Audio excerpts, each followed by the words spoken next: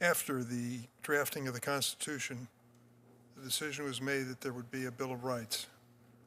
10 provisions that are so basic and fundamental to the United States that they were set out in detail as part of our Constitution.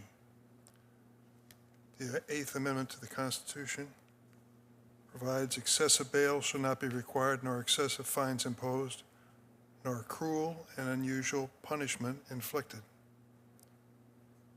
What have we heard today? If what we've heard is not cruel and unusual, God help me. I can't imagine. To endanger the life of a new infant, to endanger the life of the mother.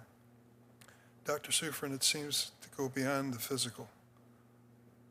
Trying to measure the mental distress that Ms. Umberger, Ms. Lavoie's daughter, and others are going through at a time when they should be joyous, bringing new life in this world. Can you speak to that issue? Thank you, Senator, for your question. And yes, I can. 70% of incarcerated women have mental health conditions, even before they go through, if they're pregnant, the trauma of birthing behind bars. And so when you add to that the trauma, the degradation, the physical harm, that compounds, and that can cause additional harm and psychiatric and mental health conditions as well. We think we're so enlightened, this generation of political leaders, myself included, because we speak in honest terms about mental illness and treating it, making sure that our health insurance covers it, being open about the aspect of trauma and what it does to a person's mind. We go through episodes of violence, crime, murder, and much of it is traced back to trauma that these young people experienced at an early life.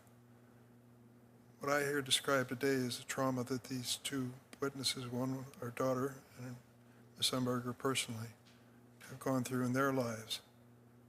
Her daughter was facing a sentence, Ms. Umberger as well, but that sentence did not include trauma and mental distress and cruel punishment. In fact, there was constitutional guarantee that would not happen. Ms. Umberger, it's painful to even ask this question, but was your daughter put in foster care during the time that you didn't see her? Yes, sir. And what is her status today? She's home.